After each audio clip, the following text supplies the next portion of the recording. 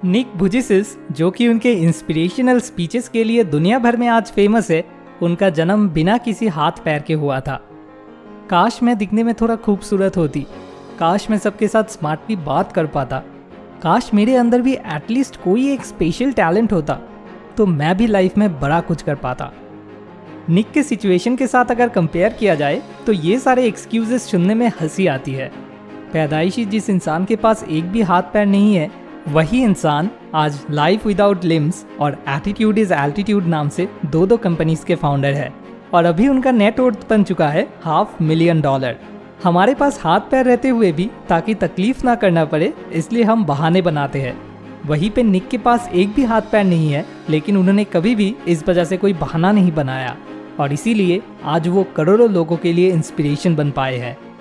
4 दिसंबर 1982 Australia के Melbourne शहर में जन्म हुआ था निक वुजिसिस का। टेट्रा एमिलिया सिंड्रोम के शिकार होने के कारण बिना किसी हाथ पैर के उनका जन्म हुआ था।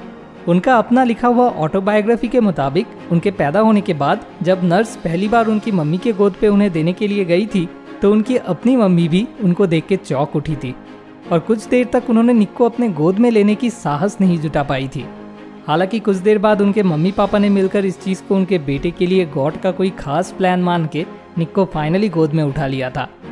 निक के शरीर पे पैर के तौर पे बस एक डिफॉर्म फिट और उस पे 2 डिफॉर्म्ड फिंगर्स जैसे बोन्स है, जिसे निक खुद मजाक करके चिकन ड्रमस्टिक बुलाते हैं, और अपने इसी चिकन ड्रमस्टिक के मदद से कंघनी करने से लेकर स्विमिंग करना, कंप्यूटर पे टाइप करना एंड यहाँ तक कि समुंदर पे सर्फिंग भी करते हैं निक। हालांकि आज निक इस मुकाम तक पहुँच पाए हैं, लेकिन निक का बचपन एक नाइटमेयर के जैसा था। आईक्यू को लेके निक का कोई प्रॉब्लम नहीं था और बाकी हर तरफ से भी वो बिल्कुल ही हेल्दी थे, लेकिन फिर भी उन्हें किसी भी नॉर्मल स्कूल में पढ़ने का मौका नहीं मिला। स्कूल में दूसरे बच्चे निक का मजाक उड़ाते थे, कई तरह से टॉर्चर करते थे, और हर कोई निक को पहली बार देख के चौंक उठता था। एक बच्चे के मन में इन सब चीज़ों से कितना बुरा असर पड़ सकता है, ये तो आप समझ ही रहे होंगे। छोटा निक अपने मम्मी पापा, डॉक्टर, गॉड, हर किसी से एक ही सवाल पूछता था, उनका जन्म ऐसे क्यों हुआ, वो दूसरों के जैसा नॉर्मल क्यों नहीं है।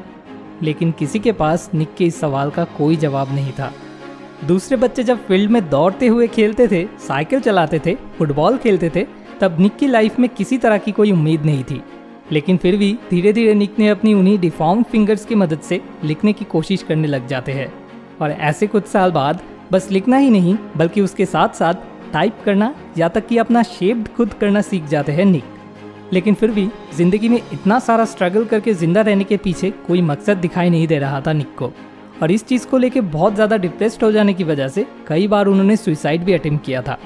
ऐसे में 17 साल की उम्र में एक दिन उनकी मम्मी उन्हें एक न्यूज़पेपर आर्टिकल दिखाती है, जहाँ पे उन्हीं के जैसे हैंडीकैप्ड एक इंसान के बारे में लिखा हुआ था जिन्होंने अपनी लाइफ में बहुत कुछ अचीव किया था।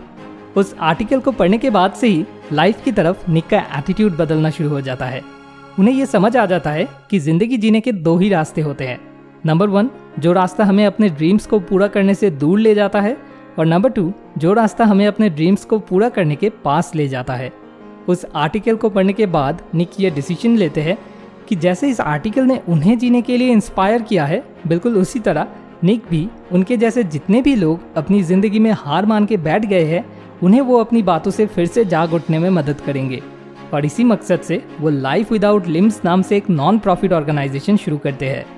निक का सपना था एक नॉर्मल इंसान अपनी लाइफ में जो जो चीज़ कर पाता है वो सब कुछ करना, एक लाइफ पार्टनर ढूंढ निकालना, अपने छोटे छोटे बच्चे और एक हैप्पी फैमिली बिल्ड करना, और आज निक अपने उन सारे सपनों को पूरा करने में कामयाब भी बन चुके हैं।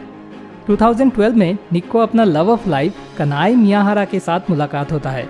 वो दोनों शादी कर लेते हैं और अभी उन दोनों के 4 छोटे छोटे बच्चे भी हैं। इसके अलावा स्पीच देने के लिए निक करीब 60 से भी ज़्यादा कंट्रीज़ में ट्रैवल कर चुके हैं। 2005 में यंग ऑस्ट्रेलियन अवार्ड के लिए निक नॉमिनेटेड हुए थे। 2009 में द बटरफ्लाई सर्कस टाइटल की एक शॉर्ट फिल्म में निक एक्टिंग किए थे, और उस मूवी को उस साल बेस्ट शॉर्ट फिल्म का अवार्ड भी मिला था, और निक को best actor in A short film का अवार्ड मिला था। 2010 में निक लाइफ विदाउट लिमिट्स टाइटल के साथ एक बुक पब्लिश किए थे, जो बुक टोटल 30 से भी ज़्यादा लैंग्वेजेस में ट्रांसलेट होकर पब्लिश हुआ था। ये सब कुछ पॉसिबल हो पाया है लाइफ की तरफ निक का अनबिलीवेबल पॉजिटिव एटीट्यूड की वजह से। जिस दिन से उन्होंने लाइफ की तरफ उनका एटीट्यूड बदलने का डिसीजन लिया था, उसी दिन से उनकी लाइफ एक नई दिशा की ओर चल पड़ी थी। इसीलिए निक हमेशा कहते हैं एटीट्यूड इज एवरीथिंग। आपको अपनी लाइफ में चाहे कितनी भी मुश्किल वक्त से गुजरना पड़े, आपके पास हमेशा यही एक चॉइस होता है, अपनी एटीट्यूड को चूज करने का। बस लाइफ की तरफ अपना एटीट्यूड बदल के अगर एक इंसान जिनका एक भी हाथ पैर नहीं है वो इतना कुछ अचीव कर पाते हैं, तो आप क्यों नहीं कर सकते? What is your excuse?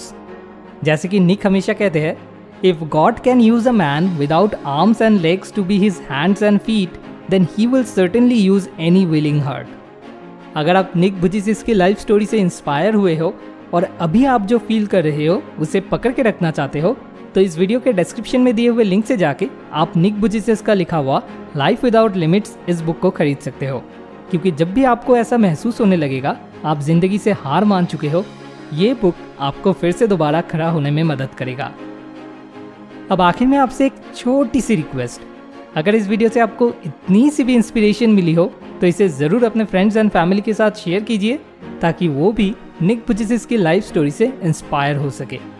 Thanks for watching. More wisdom, more solution, better life.